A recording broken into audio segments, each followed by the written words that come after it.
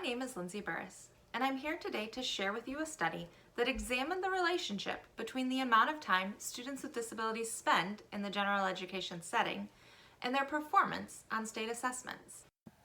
In this video, I'll explain the purpose of the study, followed by a summary of its design and a critique of the methodological approach.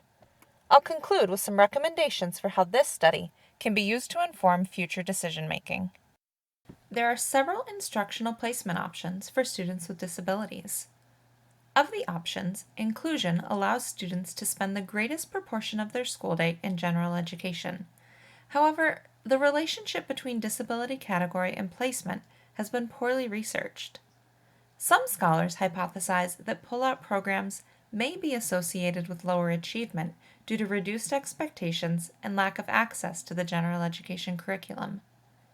This relationship is important to understand as schools aim to reverse the chronic underachievement of students with disabilities.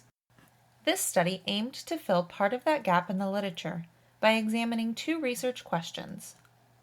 First, to what extent are there differences in the proportion of time spent in general education between eligibility categories, the district that the students attend, and the interaction between the two? Second, what is the relationship between cumulative time in general education over 3 consecutive years and scaled scores on the English language arts and math state assessments and alternative state assessments? Participants included 3,796 students with disabilities from 12 Midwest public school districts and 10 charter schools from the fall of 2012 to the spring of 2015. Demographic information, eligibility category, proportion of time in general education over 3 consecutive years, and state assessment scores were collected from participants. Two-way analysis of variance and multiple regression were used to answer the first and second research questions, respectively. In response to the first research question, authors found that there were statistically significant differences in the time students with disabilities spent in general education by their eligibility category, school district, and the interaction between the two, indicating that students with the same disability spent different proportions of time in general education depending on their school district. For the second question, authors found that students who spent more time in general education obtained higher scores on the traditional state assessments when controlling for demographic variables and eligibility category. There were no statistically significant relationships between cumulative time spent in general education and scores on alternative state assessments. Overall, this is a credible and informative study. The sample size was large, the authors were transparent in explaining how the data was collected, and the chosen analytical approaches were appropriate. However, given the historically disproportionate representation of African American and Latinx students in special education, it might have been valuable for race to be included as a polycotomous variable instead of a white, non-white dichotomy.